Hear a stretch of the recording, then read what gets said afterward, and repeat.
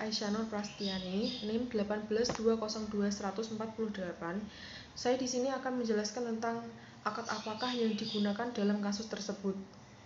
Setelah saya cari tahu, kasus di atas termasuk ke dalam akad rahan yaitu gadai. Arahan adalah menahan salah satu harta milik si peminjam atas pinjaman yang diterimanya atau dapat juga kita sebut sebagai gadai. Nah, objek barang yang ditahan tersebut memiliki nilai ekonomis. Dengan demikian, pihak yang menahan memperoleh jaminan untuk dapat mengambil kembali seluruh atau sebagian piutangnya. Secara sederhana dapat dijelaskan bahwa rahan adalah semacam jaminan hutang atau gadai. Pemilik barang disebut dengan rahin dan orang yang menghutangkan disebut sebagai murtahin.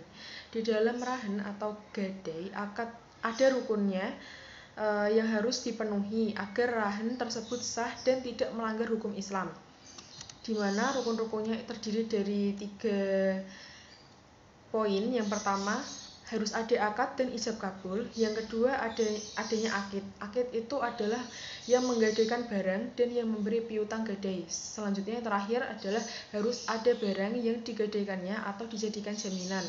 Dan barang yang digadaikan itu harus dalam keadaan baik dan bukan barang yang bermasalah. Akad rahan sendiri itu diperbolehkan oleh syarak dengan berbagai dalil yang terdapat dalam hadis Nabi Muhammad SAW, yaitu sesungguhnya Nabi SAW membeli dari seorang Yahudi bahan makanan dengan cara hutang dan menggadaikan baju besinya. Lalu selanjutnya ada ketentuan umum yang perlu diperhatikan dalam pelaksanaan arahan. Yang pertama adalah kedudukan barang gadai. Selama ada di tangan pemegang gadai, maka kedudukan barang gadai hanya merupakan suatu amanat yang dipercayakan kepadanya oleh pihak penggadai. Yang kedua adalah pemanfaatan barang gadai, di mana pada dasarnya barang gadai tidak boleh diambil manfaatnya, baik oleh pemiliknya maupun oleh penerima gadai. Hal ini disebabkan status barang tersebut hanya sebagai jaminan hutang dan sebagai amanat bagi penerimanya. Apabila mendapat izin dari masing-masing pihak yang bersangkutan, maka barang tersebut boleh dimanfaatkan. Oleh karena itu, agar di dalam perjanjian gadai itu tercantum ketentuan, jika penggadai atau penerima gadai meminta izin untuk memanfaatkan barang gadai, maka hasilnya menjadi milik bersama. Ketentuan ini dimaksudkan untuk menghindari harta benda tidak berfungsi atau mubazir.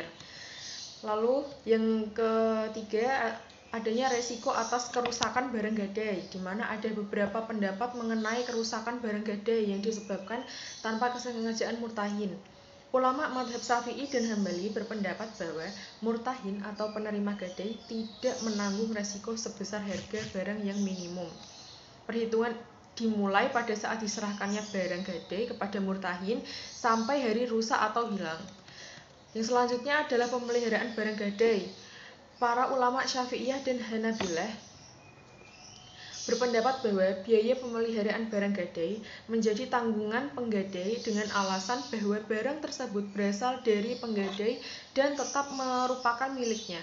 Sedangkan para ulama Hanafiyah berpendapat lain, di mana biaya yang diperlukan untuk menyimpan dan memelihara keselamatan barang gadai menjadi tanggungan penerima gadai dalam kedudukannya sebagai orang yang menerima amanat.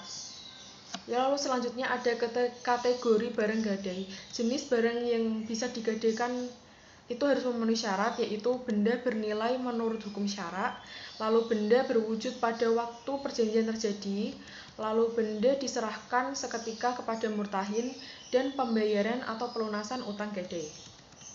Yang ketujuh adalah prosedur pelelangan gadai. Jumhur fuqaha berpendapat bahwa orang yang menggadaikan tidak boleh menjual atau menghibahkan barang gadai, sedangkan bagi penerima gadai dibolehkan menjual barang tersebut dengan syarat pada saat jatuh tempo pihak penggadai itu tidak dapat melunasi kewajibannya.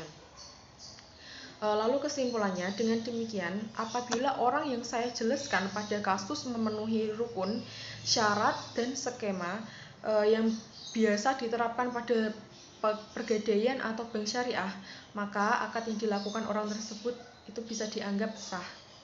Wassalamualaikum warahmatullahi wabarakatuh.